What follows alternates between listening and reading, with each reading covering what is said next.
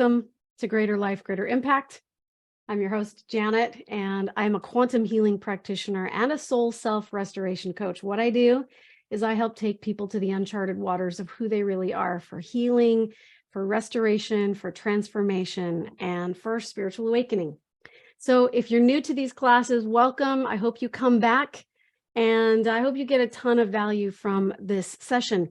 Today, or actually this year, we're talking all about sovereignty. This is our year of sovereignty, spiritual sovereignty, and spiritual awakening. And so this is episode number 19 in our sovereignty series. I'm really excited to present this to you.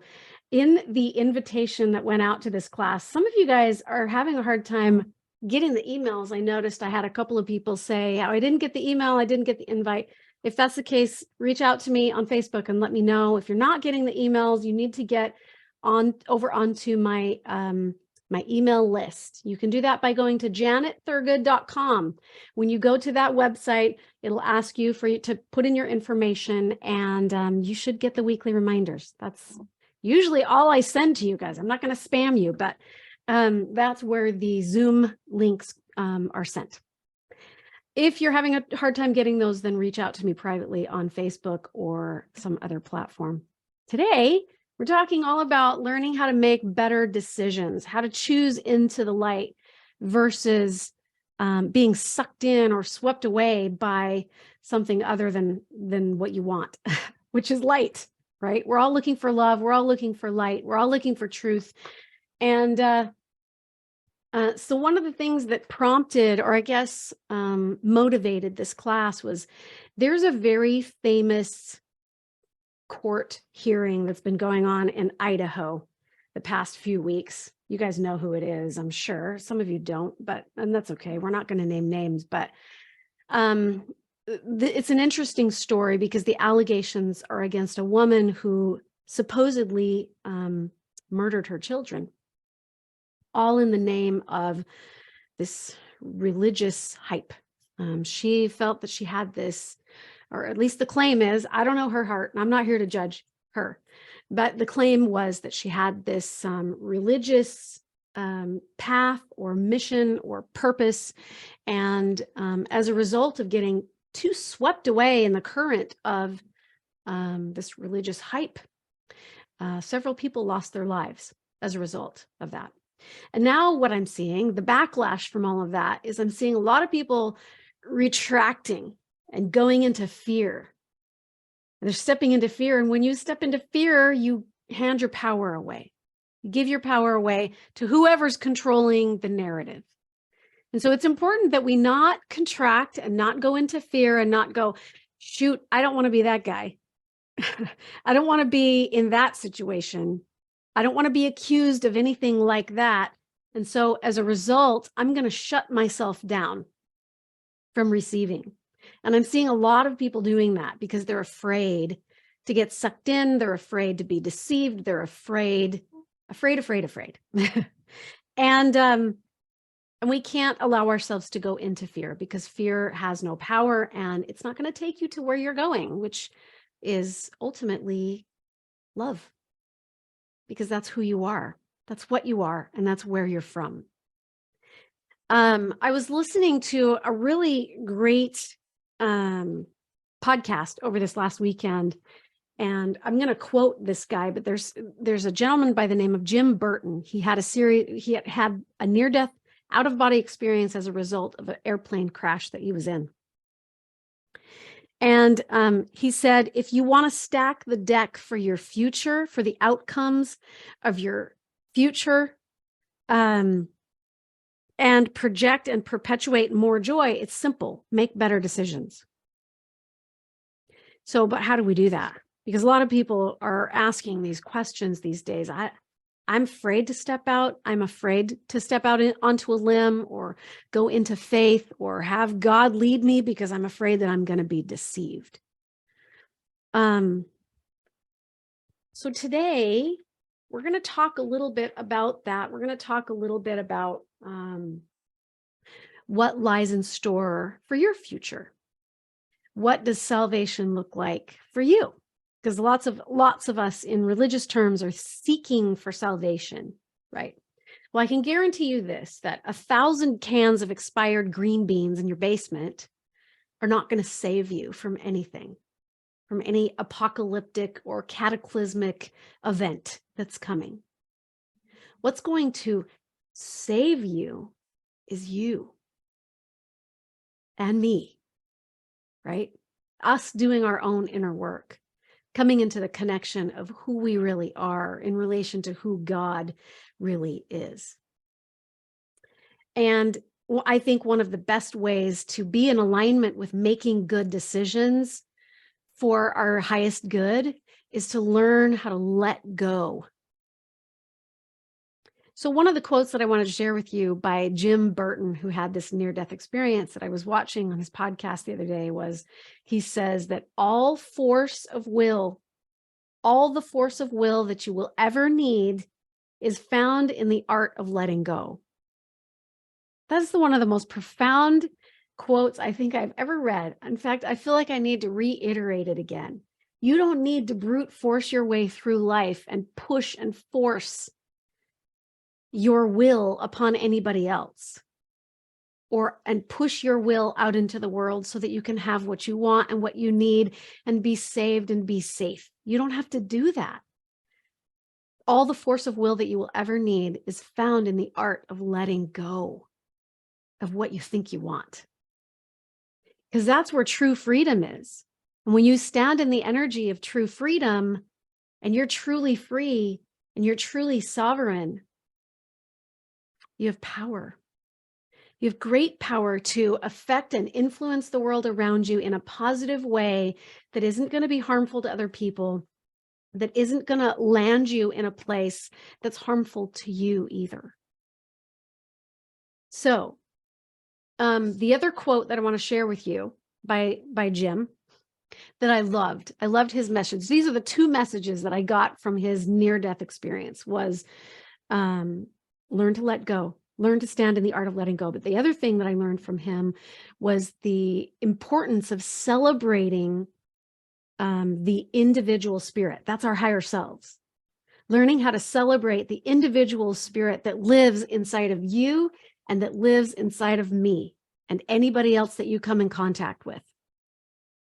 For no one and nothing can stand before the brilliance of a truly naked soul. That's what he said. No one and nothing can stand before the brilliance of a truly naked soul. What does that mean? For me, it means there is nothing more luminous, radiant, magnificent, glorious, powerful, impactful than a purely, truly authentic being living in their truth, shining their light. But you can't do that if you don't know yourself. You can't shine your light if you don't know how to access that light and to go within. So to me, going within, learning sovereignty, learning to know yourself, learning to become self-aware, it's the most important thing that you could ever teach your children. It's the most important thing that you could ever invest your time or your energy or your resources into, above and beyond your career. That one thing is the most important thing you could ever do, is to know yourself and be true to that, because that's what allows you to shine God's light that's within you out onto everybody else. It will spill out of you naturally, and you will impact, you'll live a greater life and you'll make a greater impact on the world. That's the sole reason why I named my company, my LLC, Greater Life, Greater Impact, because that is what you do when you learn to become sovereign. That is what you do when you learn the art of letting go and coming to know yourself. So as we think about, though, what lies in our future, what's going to happen to me as we come down the home stretch of the earth is going through a big transition right now. We've gone through many transitions on this planet, but right now we're going through a transition and a change, and people are feeling the shift, and they're feeling this impending, something's coming. Something big is coming. A big shift is going to take place. It's not the end of the world, by the way. That's not what it is. It's the up-leveling. It's the upgrading. It's the choice. This is an opportunity for you too to upgrade and up-level and choose greater levels of light so you can make a greater impact in the universe. And so we all want things to go well in our future. We don't want to suffer. We don't want to get left behind. We don't want to be fearful. Yes, Anne says it's a new beginning. It really is a new beginning. We should all be grateful that we get to be on this planet at such a time as this. What a privilege to go through it. So in order to stack the deck in your favor, as you step out into the unknown, as you step out into your future and you start wondering, what's my life going to look like 10 years from now? What am I going to experience? What am I going to go through? So if you want to stack the deck in your favor, learn to make good decisions. So as I was pondering on this morning, just kind of thinking through what does that look like? And how do we materialize good decisions? How do we come up with a strategy? So I was trying to come up with principles or concepts that would help fuel this idea of making good decisions. And the 4 things that I came up with, for me, you guys might have something different. So again, I'm not the guru. I'm just sharing my experience with you guys. Your job is to take what we talk about here today, go get your own truth. Go seek your own witness. Go learn to have a conversation with God yourself, for yourself, that aligns with you and your truth. But for me, as I was pondering on this, there were 4 things that came up for me. The first was, if you want to make good decisions so you can stack the deck in favor of your future, make your decisions based in love. Absolute, non-limited, unconditional, undeniable love, pure love for yourself and for others, including if you think people have harmed you or wronged you, or if you think people are bad or evil or wrong. Make your decisions based and founded in love, nothing but love. Principle number 2, honor the free will and the agency of yourself and others. Honor the free will and the agency of yourself and others. Don't take away someone else's free will just so that you can have what you want. That'll put you into an energy that's a little bit more contracted rather than expanded. We want to be an expansive energy because that's how we're going to make the biggest impact and live our best lives, not when we're contracting in. So this isn't really a conversation about good decisions versus bad decisions. It's just about, you have a lot of options. Every single circumstance, every single choice that is presented to you in your life comes with a myriad of infinite possibilities for you. So it's not about weighing this against good and bad decisions. This is just about possibility, stepping into possibilities. Which ones will expand you and which ones will contract and cause suffering. Okay, so that's what this is about. So number 1, make choices based in love. Number 2, honor agency, yourself and others. Number 3, seek God's glory in yourself. Seek for God's glory in yourself. What does that mean? Seek for the highest will. What's the best outcome? If I have millions of possibility or millions of potential outcomes at my fingertips, what is the highest will for me? What is in alignment with God's highest will or my perfect highest will? Seek for that. Because when you do seek for that and you choose to align with that, then the choices that you make will also be beneficial to other people, not just you. Your choices won't be self-serving and contracting. They'll be expansive. Hopefully that makes sense to you guys. We want to expand, not contract. And then the 4th thing that I came up with in regards to making better decisions that are more expansive, that will expand your consciousness. the fourth thing that I came up with was, gosh, now I can't think of it. Temperance. It had to do with temperance. Temper your desires. When you have desires, if those desires are more important than anything else or anyone else, you're in trouble. That's kind of that's not very safe ground to stand on, because what will happen is you'll be in an energy of, I just want it. I got to have it.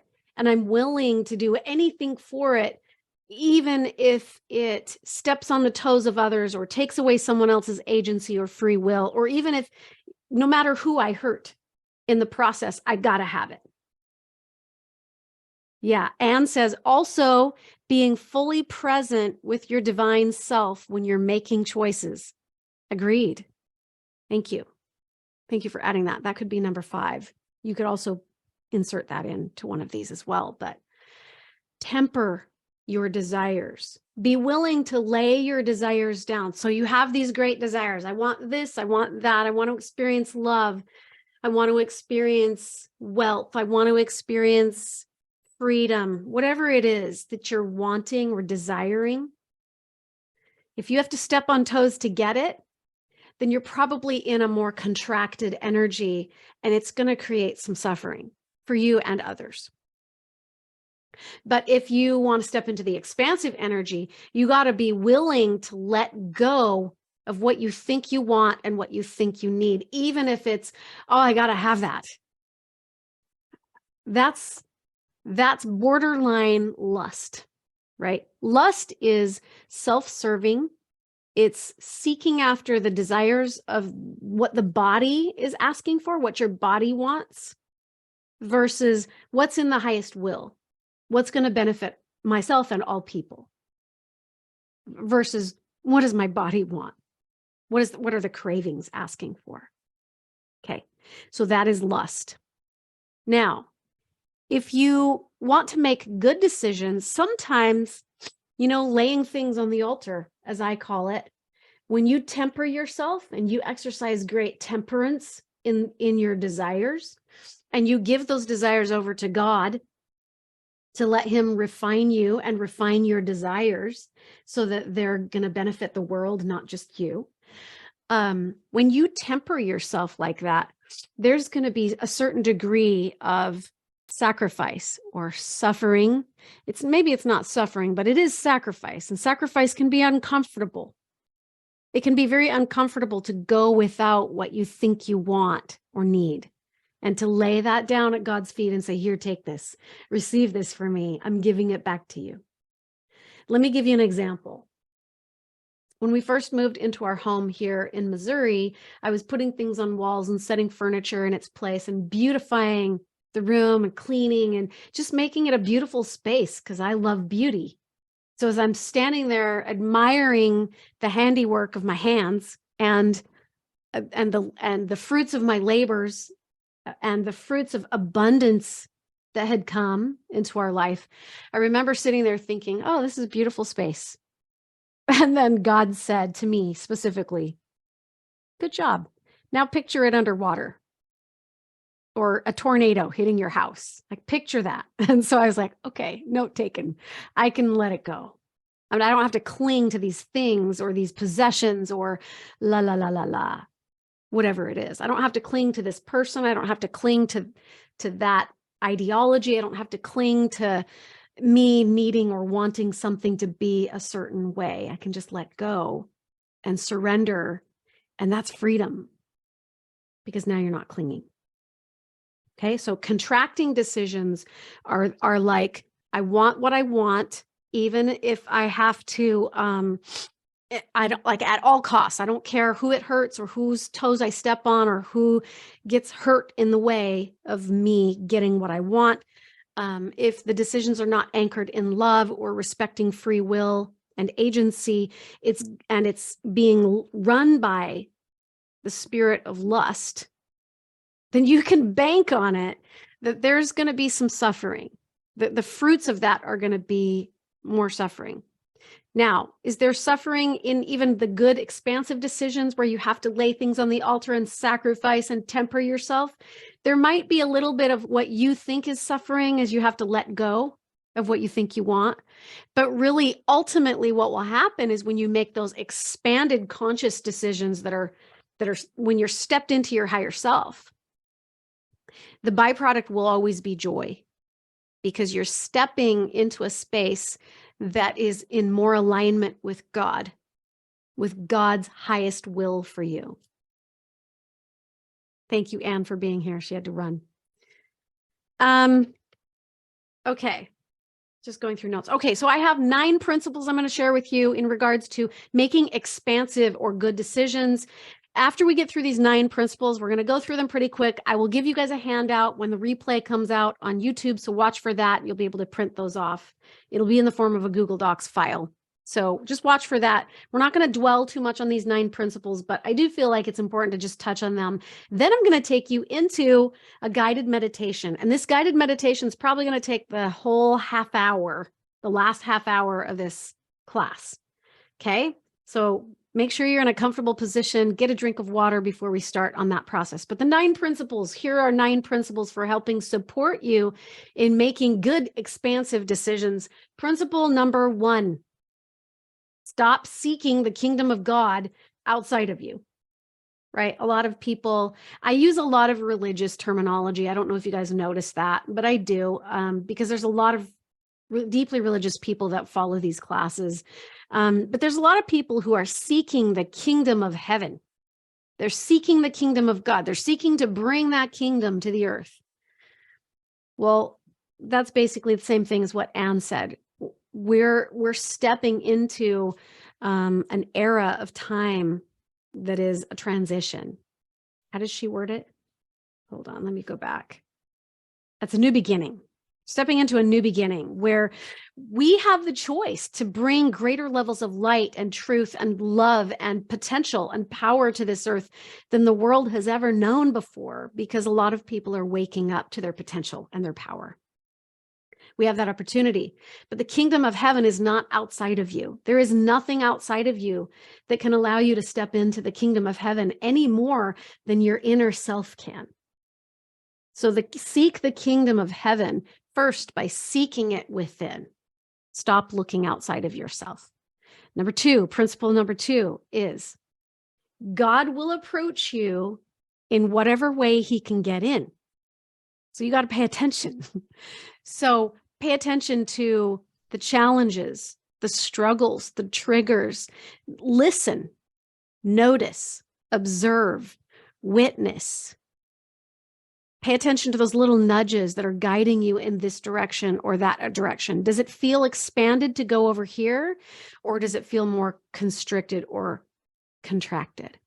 Does it feel lighter and fluffier to go in this direction versus that direction? Again, there are an infinite number of possibilities that could play out for your future to unfold the way that it's going to unfold. There's millions and millions of possibilities for you. So it's not really about this decision versus that one. It's about what potential, what possibility do you want to step? What's the energy that you want to experience? So again, that's principle number 2, is God's going to meet you wherever you are, and he's going to approach you in whatever way he can get your attention. So listen, be awake, observe, pay attention to the nudgings that come to your heart and your soul, and be led by your heart, because that's God talking to you. And then be willing to have the courage to obey what you get. Like step in, act upon those nudgings of your soul. Act on it. And when you do act on it, you're going to get more. God's going to be able to speak to you more. He'll lead you through your heart. So listen to your heart. Number 3, here's another principle I think is really valuable as we seek to make good, expansive, conscious decisions in our lives. Always seek the highest will. In the invitation to this class, when you got the invitation either through email or on social media, the title to this was Stop waiting for the second coming and do this instead. A lot of people are sitting around on their hands waiting for leaders or waiting for someone to tell them, where's Christ? Where's God? Where's the second coming? When's it going to happen? How's it going to happen? And where's he going to be so that I don't get left behind? Stop doing that. Right? The second coming is already here. It's already happening right in front of you, right within you. That's where it's happening. It's happening in the now, right now. So my invitation to you is seek the potential of God within you. That's where you'll see God face to face, is within, by learning how to tap into your higher self, going within, connecting with yourself, and also connecting with the divine. God's kingdom is within you, and the presence of God is also within you. So learn to figure out what that means for you. We're going to go through an exercise today that will help you learn to connect with that. And you don't need a near-death experience to have it. You can use this as a catalyst to get there. 4, pay attention to your relationships. This will be a good indicator for looking at the fruits. What do the fruits of your life show? Because the fruits of your life, how your life is unfolding, what's happening in your life, will be a good determining factor as to what are the decisions that are being made. Am I making contracting, restricting decisions, or am I making conscious, expansive decisions? Pay attention to your relationships, because that will be an indicator. All the relationships that you have in your life, whether they're painful ones or not, every relationship is a lesson in love. It's a lesson in you learning love. So it's all about love. Everything that we're doing here on this planet, in your life, on your life's path, on your soul's journey, it's all about love. All of it. It's about you learning to love yourself. And then it's about you learning to love and forgive others. That's it. I mean, we can boil your life's purpose down to just that. So learn to sit with people, learn to see them, learn to hear them, learn to witness them. The good, the bad, and the ugly, and the beautiful, and the divinity, and the purpose in it. How have the people in your life that have hurt you and harmed you the most, how have they caused growth in you? And are you grateful for that growth? Sherry says, why does it seem that the better I get, the more troubled my relationships are? Well, I'll tell you why. The more you heal, the more that you step into this unlimited, eternal, divine self that's within, and you become a more pure version of that, the more of a gap you create in your relationships. Because 90% of people on this planet are living in karmic relationships. They're living in relationships that are founded and based in trauma bonds.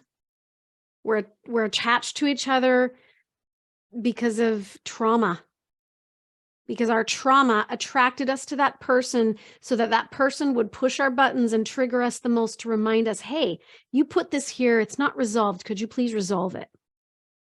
So we're bonding to one another through our traumatic karmic energy that we're carrying around, that we ourselves are the only ones capable of going within to resolve that. So resolve that. And the more that you do, Sherry, the more that you find that those relationships that are karmic or trauma bond relationships will start crumbling a bit and falling away. Even if they're your own children, your own spouse, people that you've loved deeply, your parents, even if they're those relationships, they'll start crumbling a bit because perhaps that person is still connected to you through their own wounding, through their own trauma bonds. And so they've got healing to do. If you do your own healing, you'll find more and more that a lot of your relationships will crumble. They'll pass away. They'll go away, maybe for a time. They might come back. And that's okay. That person chooses to do their own inner work and they heal, those relationships will be able to come back, but they'll be less codependent and they'll be much more sovereign and much more interdependent than codependent. Yeah, Sherry says, I'm right in the thick of it and it's hard. Yes. Yeah, I know a lot of people who are going through doing their inner work. They're rising up, they're leveling up, they're becoming more expansive and more self-aware and more conscious, more awake, more spiritually grounded, more sovereign, all of that. And they've literally lost every relationship that mattered to them in the process of it. But don't fear that. Don't fear the loss of losing something, because you're an infinite being. You can't lose anything. Nothing is lost here. So remember that. Don't fear it to the degree that you clamp back down and go back into the box and go back into letting other people control the narrative and telling you how to think and how and what to be and how to act and how to live. That has to be governed by your soul. Your soul's the only one capable and who has the authority to lead you in that way. So, sorry, we got caught up in number 4. That was pay attention to your relationships, because they will crumble as you heal, and it's okay. But as a result of your healing, Sherry, watch this, because it'll happen to you. More sovereign people will start coming into your awareness, and you'll be like, whoa, I didn't notice you there, right? New relationships will start to be formed that can support you, that are more sovereign because you're more sovereign. And you'll feel this equal yoking in those relationships because they're healed and so are you. And that's the beauty of doing your inner work, is you start attracting into your life those kinds of people that can be interdependent with you instead of codependent upon you. A really good quote. I love this. Be as gentle with others as God is with you.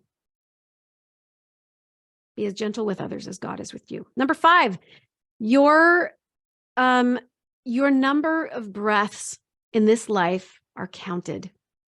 They're counted by God.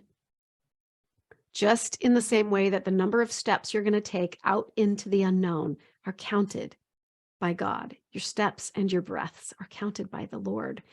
And God will arrange just how and when your last breaths are taken. And you will not be taken out before. Just know that. No one else has that power or authority over you. So if you are taken and you think before your time, just know that was written into your plan. Things played out the way that they were designed to before the foundation of the world, before your life even began. That process or that experience that you've gone through was written into your plan.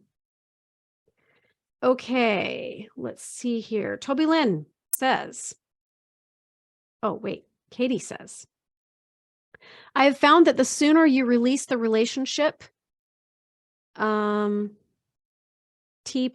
God, or lay it at the altar, it allows room for God to work in the other person. Yeah, the relationship to God, I'm guessing that's what that was supposed to say. The only thing that you will lose is unhealthy attachments. Correct. Thank you, Toby Lynn. Katie, and they will be encouraged by the light shining through you. Yes, true. Encouraged, but also it doesn't matter. Like, it's not your job to fix other people. It's not your job to help other people. It's your job to just love and be love, even with your kids, your spouse, your parents, all humans, everyone that you come in contact with. Your job is just to love. That's it. You're not here to fix anybody. Number 6, knowing what will happen and when it happens and when it's supposed to play out and how this is all going to go down as we come down the home stretch into this transition that the world's going through. Some people call it preparing for the second coming. Knowing how and when and the timelines doesn't matter. That's not important. It's not. Stop seeking that. Stop investing your energy and your time there. What is important is that you learn how to surrender and trust that God has a plan for you, and you participated in the writing out of that plan. You wrote it. Your book of life, you wrote before you got here. And so your life is playing out exactly the way you intended for it to play out at every given moment. You're always right where you're supposed to be, doing exactly what you're supposed to be doing. You don't need to predict the future. And you don't necessarily need to focus on other people who are trying to predict the future. There is purpose in that to some degree, but to a small degree, because it helps you to stay centered and to determine what's the next right step in front of me. But your job is to stay in the present moment now and trust that God has a plan for you and it's unfolding. Just stay present. Be in your body. Number 7, all of the pushing and all of the doing and all of the brute forcing your way through life will never benefit you or anybody else. What will benefit you the most is the learning how to let go.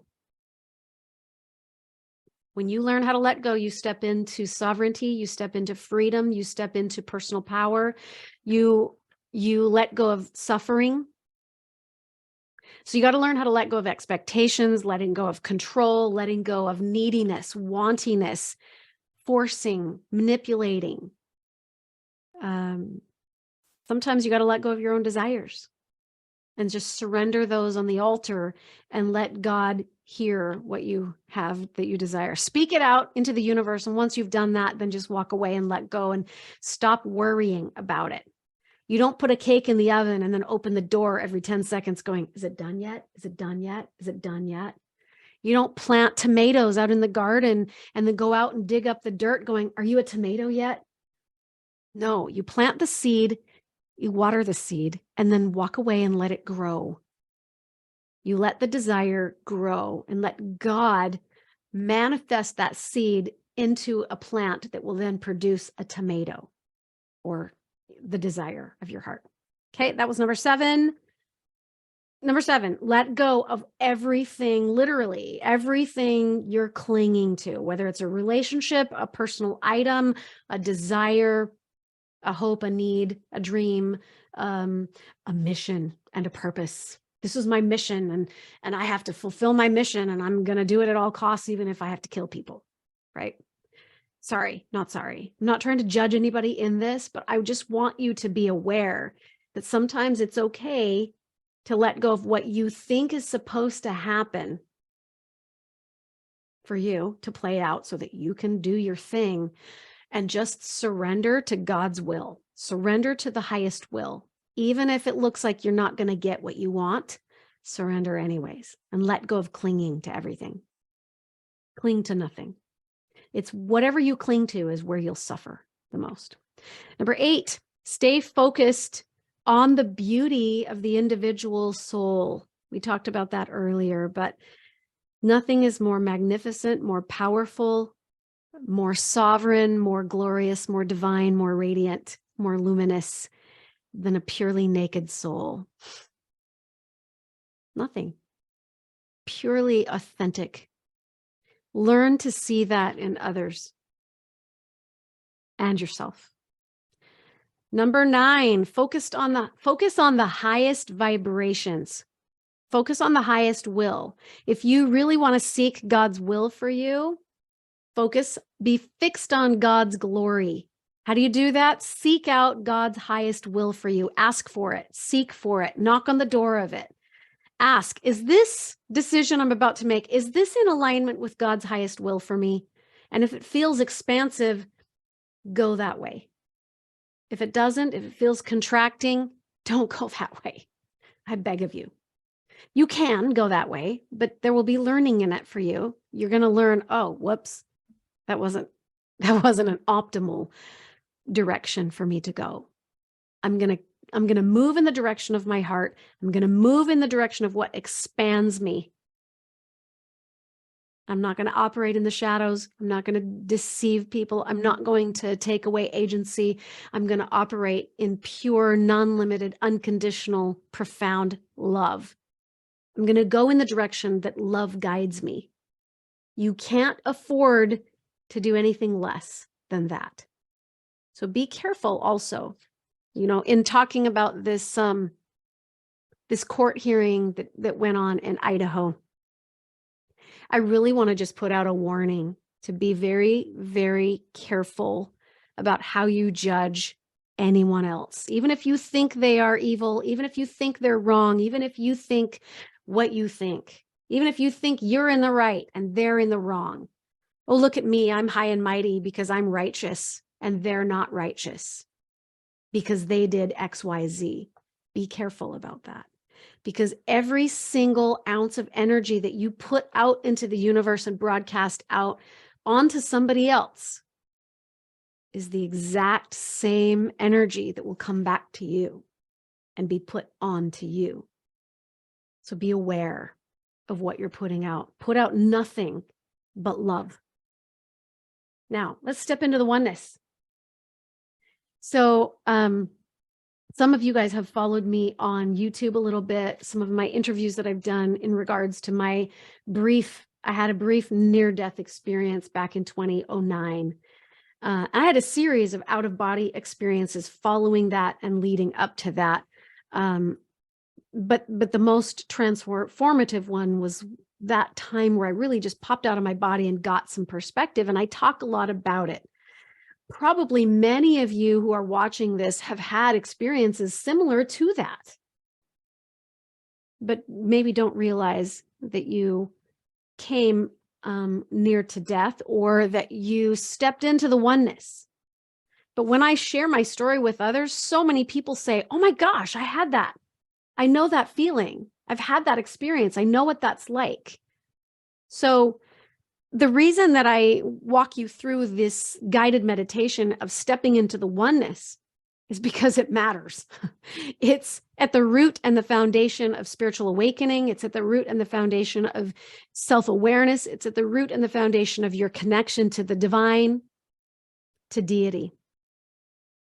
So I want everybody to do, I'm going to guide you through it. I want you to do what you feel guided to do, not necessarily going along with my guided meditation, but I am going to guide you into a process that is almost identical to what I went through when I popped out of my body and stepped into the oneness. I'm going to lead you into that feeling. If you need different imagery or different metaphors or a different way, do it your way, by all means.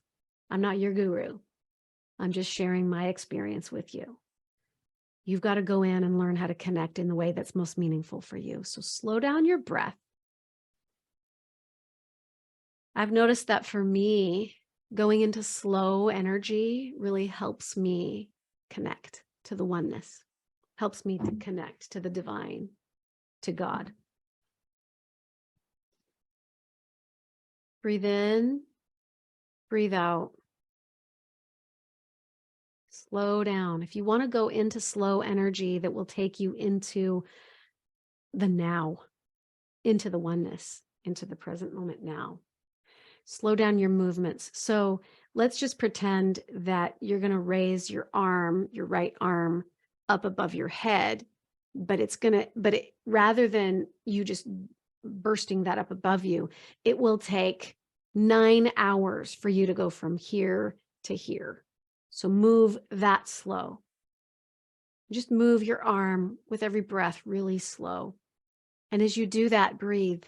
Breathe into your body and notice that as I slow my talking down and you slow your movements down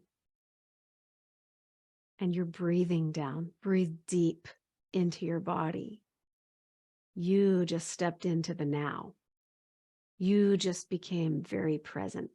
If you want to become very present, slow down everything. I'm even moving too fast. I went from here to here. That should have taken me an hour. So just slow your movements. Slow your breath. Slow your thinking. Breathe deeply into your body. Breathing down into the base of the spine. Just letting the oxygen flow through you. Letting that oxygen flow in the form of liquid light. And letting the energy flow out in the form of gunk. On the exhale, could you drop your shoulders a little bit? Drop your shoulders. Let's open up some space in our neck. Rolling your head. Drop your shoulders on the exhale. Breathe in, breathe out, let go.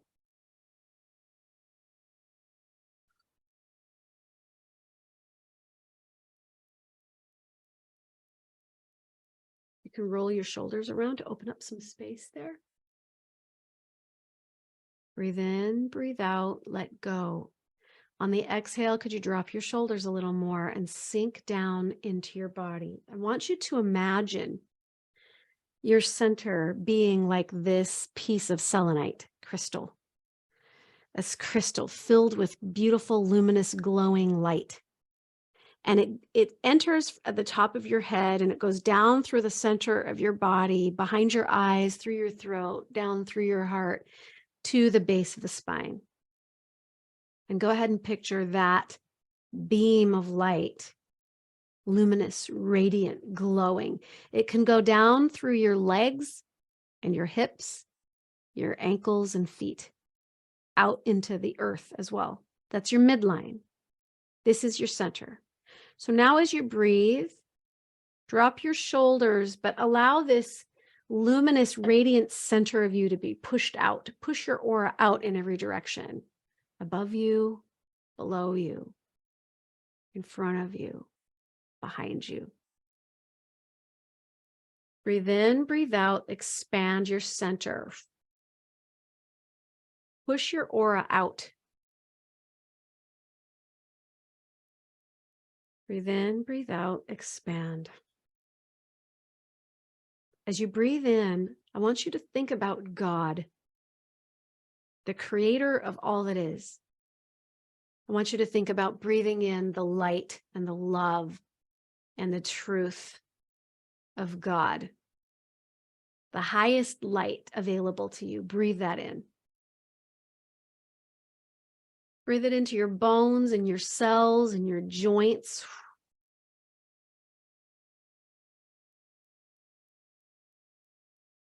Breathe in, breathe out, expand that light out. Let it flow in on the inhale. Push that light out on the exhale. And center yourself in God's light. Let it flow in through the top of your head.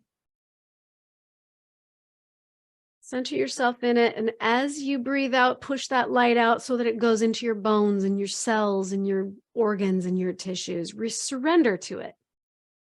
Relax into this light. Relax into it. As you expand out now and as you go out into the oneness, I want you to notice that God's light is everywhere. It's in and around and through all things. It's omnipotent, it's omnipresent, it's omniscient. It's in and around and through all things. Breathe it in. Let it flow into you. Open your heart to it.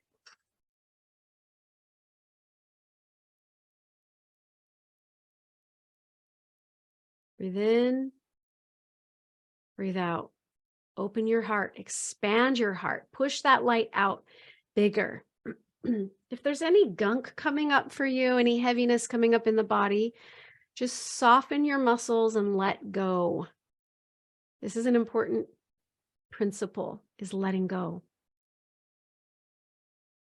Karma is energy inside of you that's not resolved. It's energy inside of you that comes from the pains of your past, the dramas and the traumas, and it perpetuates. and it goes out, it emanates out from you, and it draws people and circumstances and things into your life that align with that same frequency. And it's why you are attracted to certain people, because they're going to push that button in you. They're going to help remind you, hey, you got karmic gunk in here that needs to be healed. And I'm going to help you heal it by reminding you. I'm going to push your buttons.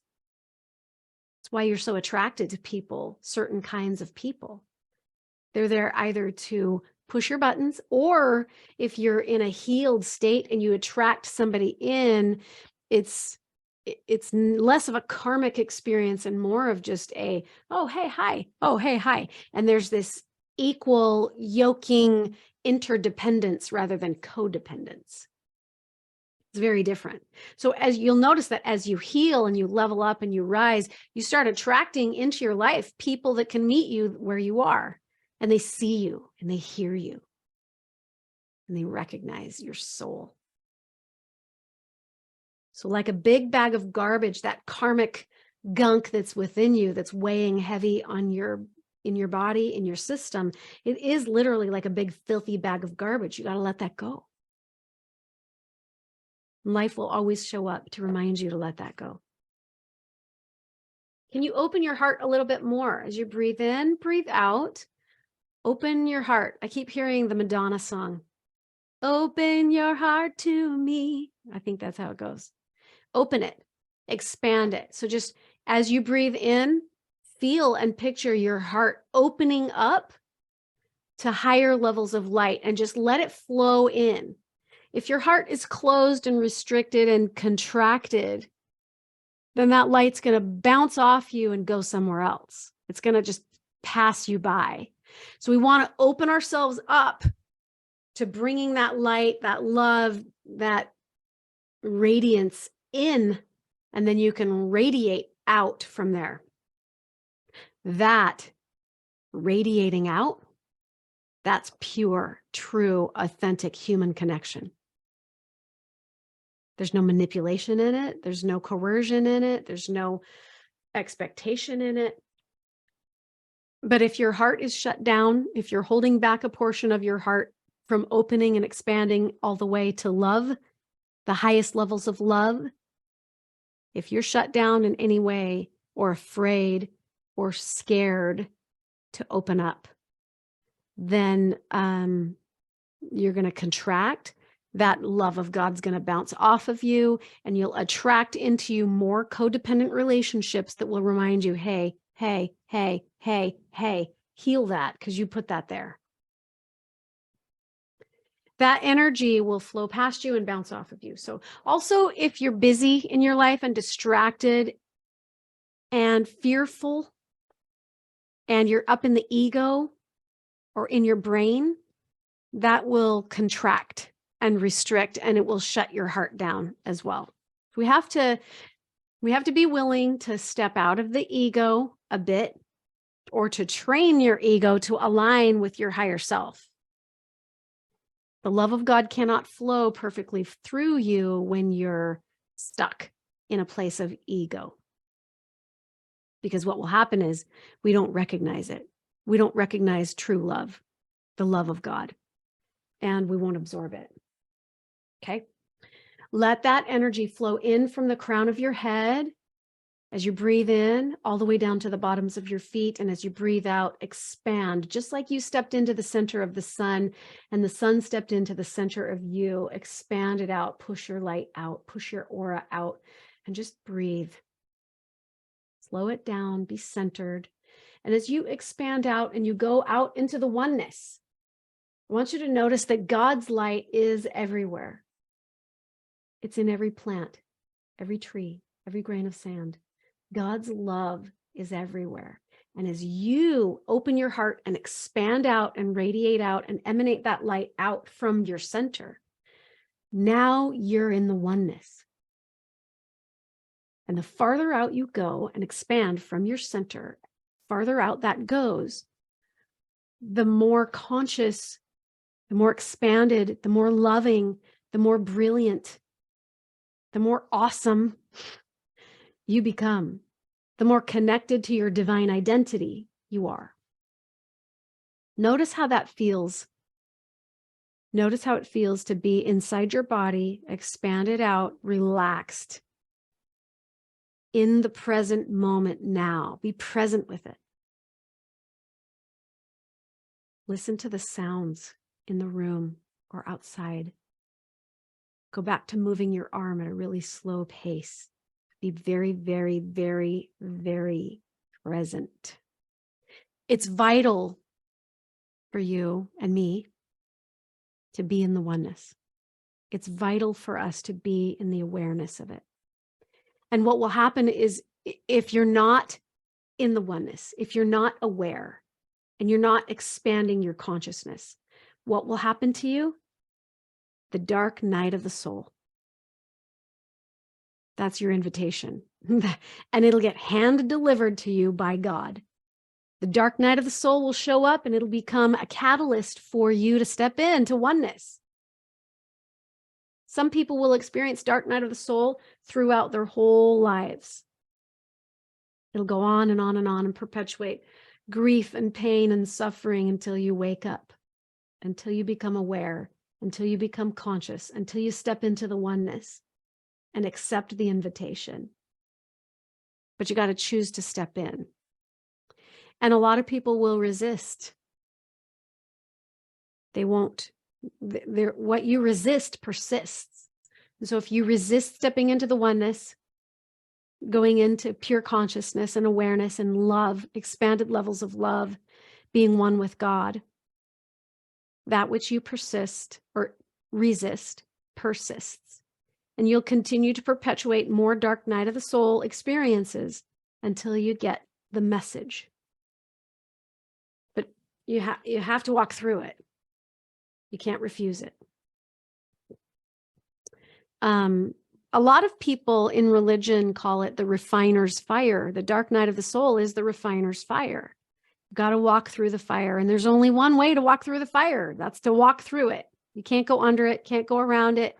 You can't skirt it, because it's just going to show up again and again and again. And so,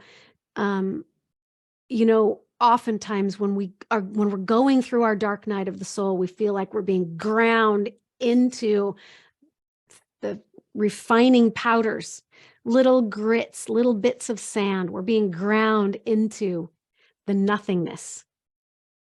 That's what refiner's fire and dark night of the soul feels like.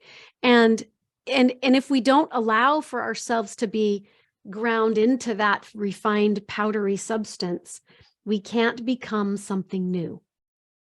So the purpose for the dark night of the soul is for you to become something new. So I want you to close your eyes and just picture yourself in your hardest, most difficult moments in the present part of your life right now. What's the hardest thing that's going on in your life right now?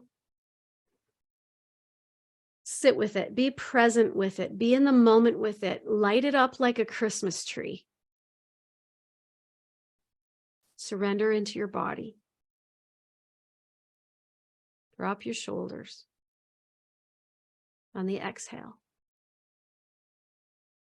Be with this present moment. Even if what you were going through is horrendous physical and emotional and mental suffering. Think about the people who went through the Holocaust and the suffering that they endured. Think about it. Just breathe into the isness of it. It is what it is. Breathe into it and be present with it and tell this experience that you're going through, I see you. I see that you're trying to refine me and make me into something new. I see. These grindings against your soul and against your ego, they're encouraging you to let go of the resistance. It's encouraging you to let go. So can you let go? Can you just breathe into it and let go? Let go of needing and wanting something to be something else. And as you breathe in and breathe out, drop your shoulders, spread your light out, connect with the oneness of all that is. Become every blade of grass, every grain of sand, every ocean floor, every mountain height, every star in the sky. Become all of it. Become expanded in your conscious awareness of all of it. Every human being that has ever suffered or ever will suffer or is suffering now on the planet. Become one with all that. And can you let that go? Can you let go of all of the suffering, the need to suffer? And can you notice that you yourself are a divine, infinite, eternal being of the light? There is no suffering. So just go inside yourself, expand out, and just be. Dark night of the soul is here to remind you of your wholeness. It's here to remind you that you are not little. There's no such thing as I'm not enoughness. Dark night of the soul will trigger and push the button of your I'm not enoughness. And it will remind you, hey, hey, hey, hey, you're carrying around baggage that says you're not enough. And that's false. And it's putrefying in your system. Could you take the garbage out and burn it and let it go and release it? Breathe in, breathe out, let go. Letting go of all the I am not enoughs. Not one of you will step into the kingdom of heaven carrying around I'm not enough somewhere in your body. Might as well let go of it now. Just let it go. It's false programming and it's not true and it's not you. Breathe in, breathe out, let go. This is spiritual awakening. This is true spiritual awakening. And some people will refuse it and some people will resist it. And some people will choose to remain in the dark night of their soul. So how do we get through it? How you get through it is to focus on the perfect brightness of hope. So as you think about this dark night of the soul for you, you think about your troubled situation and all of the stress that it brings you and all of the freaking out that you've done over this situation. I want you to breathe into your body and just look for that perfect brightness of hope. It's a light off in the distance. I want you to focus on that light in your mind's eye. Focus on it and watch it coming towards you like a freight train. Only it's not a train. It's not going to run over you. Just watch this light getting brighter and brighter and brighter and brighter and bigger and bigger and bigger and bigger and more and more and more and more. And can you open yourself up to this light that's coming towards you in the form of the perfect brightness of hope? And can you open up your heart to it and your mind to it and your body to it and your flesh to it and your ego and your spirit and your soul? Open yourself to the light and just let it in. Breathe it in. And as it comes more and more and more and more and more into your presence, you realize that light is God. It's the perfect light of Christ. And if you want to, if you are a Jesus girl or guy, and you walk with Christ in your life, you could just imagine him standing right there. He is that light. So as you step into the hug, step into his embrace, and you notice that his light is all over inside of you, and your light is inside of him, and now you're knit together as one being. His light is in you, and your light is in him, and you're knit together, hearts and minds. Notice what the Lord says to you.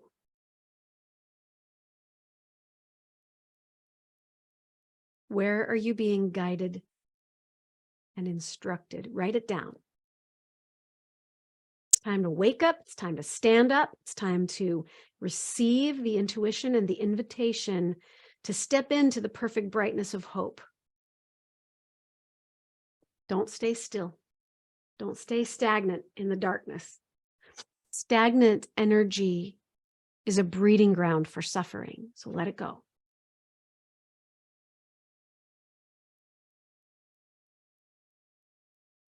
Breathe into that some more. If you're watching the replay, you might have to pause this and come back to it and let yourself really go into that experience where you step into the oneness with God, with Christ. You step into that oneness and you just listen. What does he say? What does he do? Who else is there with you? Can you step into that oneness?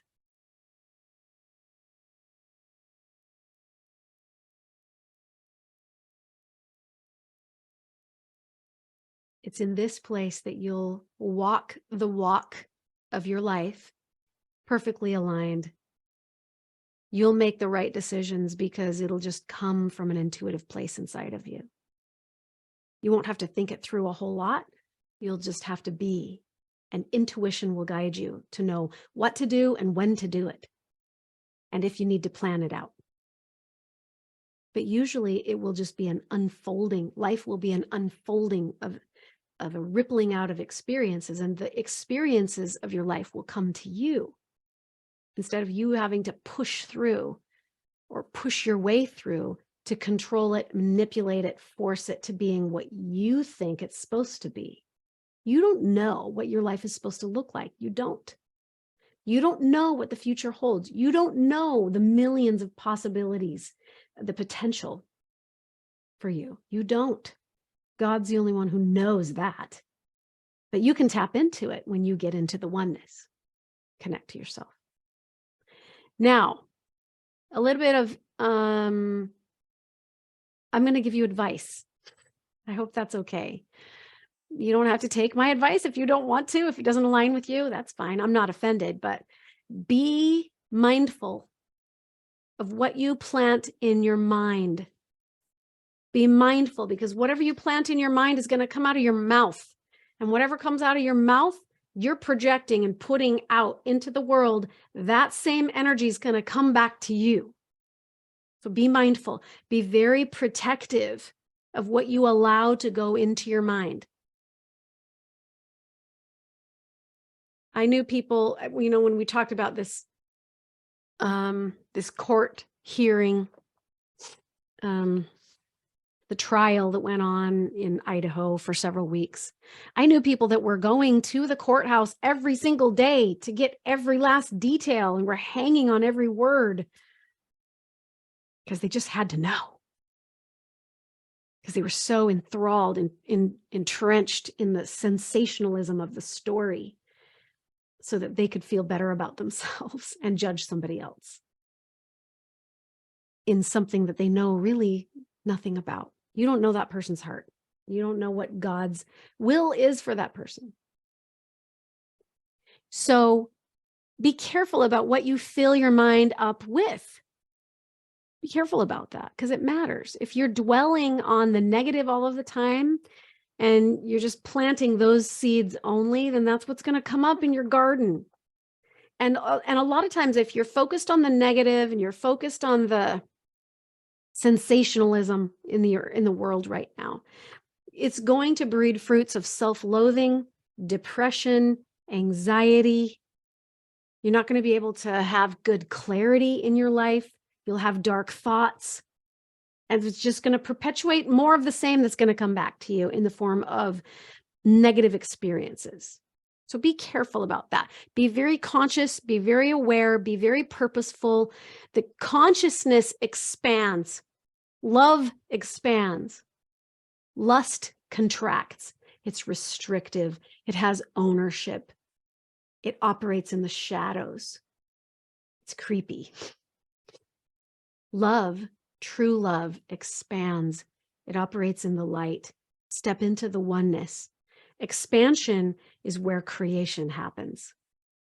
When you're in the oneness, now you can create the life that you desire. You'll be able to make better decisions because you'll be governed and guided by light and truth. That's how Christ did it.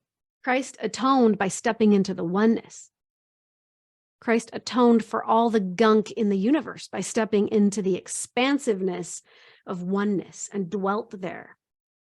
That was how he overcame. And that's how we'll do the same thing, because we're all one. We are all one. Remember that. The good, the bad, the ugly, that which you judge, you are one with. Think about it. You're not better than anybody else. You are no better off and no better than anybody else. So be careful. Being in the oneness, when you're there, you'll have less of a need to cling to things or cling to people.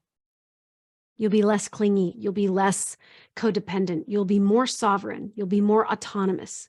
You'll have more purpose, more power. You'll know the direction that you're supposed to be going. Everything in sovereignty and in the oneness is motivated by love. Everything.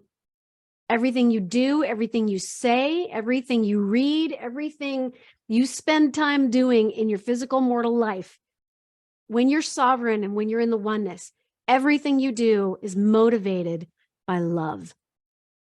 It's not self-serving. That's how you know.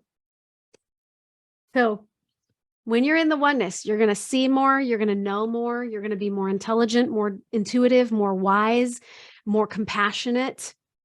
Time stops. Time literally stands still when you step into the oneness. You notice that by slowing down. And when you slow the energy down and you slow the motion down, you slow the breathing down, you slow your thinking down, time stops and suffering goes away because you come into the present moment now. And all the suffering goes away. There is no suffering in the now. It does not exist in the now. If you're suffering, it's because you're out in the future somewhere, or you're dwelling on the pains of the past and projecting fear of the future out from the pains of the past. When you come into the present moment now, there's no suffering in there. There never is, and there never will be, because there never can be, because your infinite eternal identity doesn't understand suffering. This is this process of becoming sovereign. This is a very lonely, it's not lonely.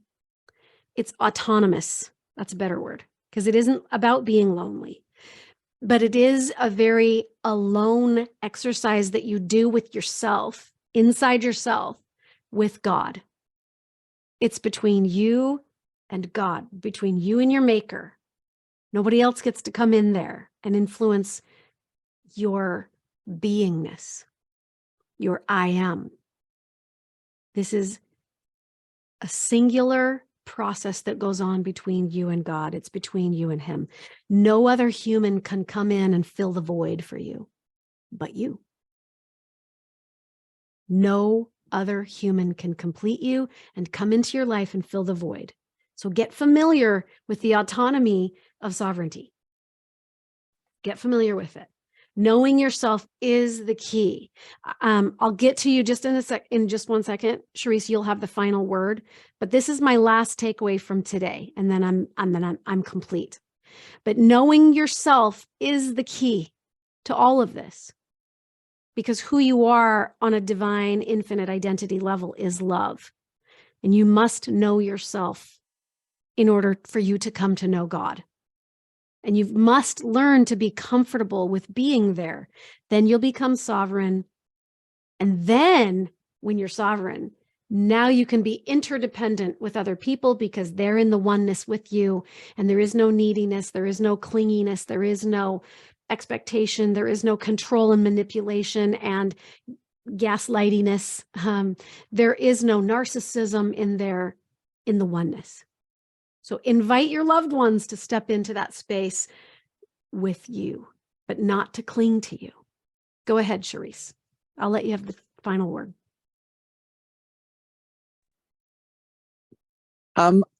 Excuse me. I love what you just said. I've noticed that on my journey through spiritual sovereignty, that it's kind of like the rule of opposites. Like, so, in order to go up and expand out, you have to first go down, right? To ground yourself. In order to experience sovereignty, I think we have the perception that it's going to be a lonely road. It's going to be, I have to do this, I have to walk it alone. And actually, when you pull those cords and those connections, those toxic relationships that really don't serve you, it almost gives you the freedom to build healthier connections and happier connections. So even with God, with friends, with family, with yourself, you're stepping into a new paradigm. So that perception that it's a lonely road, it's just a perception, because your relationships get better as you become the sovereign being, because you don't need someone to control. You don't need all these weird toxic things that we thought that we needed beforehand. So I don't know. It's just my observation that I've had on my own personal journey through spiritual sovereignty. Yeah, I love what you said. And I've had those same observations in my life as well, that it is not a lonely road, but it is a liberating road that is fraught with freedom, because now you're free to be you. And when you're free to be you, who you ultimately end up becoming is love. And what you ultimately end up attracting is real love, not codependent love as we're taught it in our societal norms and in our religious programming, and the way that we've been programmed or taught, I guess, to enter into relationship and see relationships as needy and clingy, and there's ownership, and there's, you're mine, I'm yours, and that's all there's ever going to be, right? What we find in sovereignty and autonomy is that love is more expansive than that, and that's okay. It's okay to expand your heart out and love all people that you come in contact with. That's my final takeaway. I hope you guys enjoyed class today.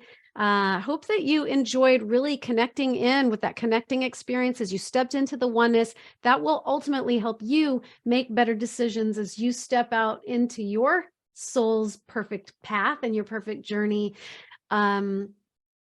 Noticing the difference between sacrifice that will produce joy and suffering that will produce more pain, right?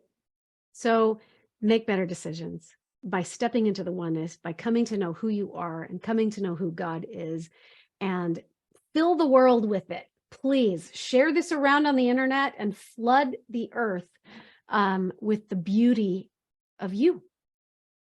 All right. Have a great day, everybody. I'm seeing lots of thank you in the chat. Have an awesome day, and we'll see you again next week. Same time, same place. Mwah. Take care, everybody. Love you. Bye.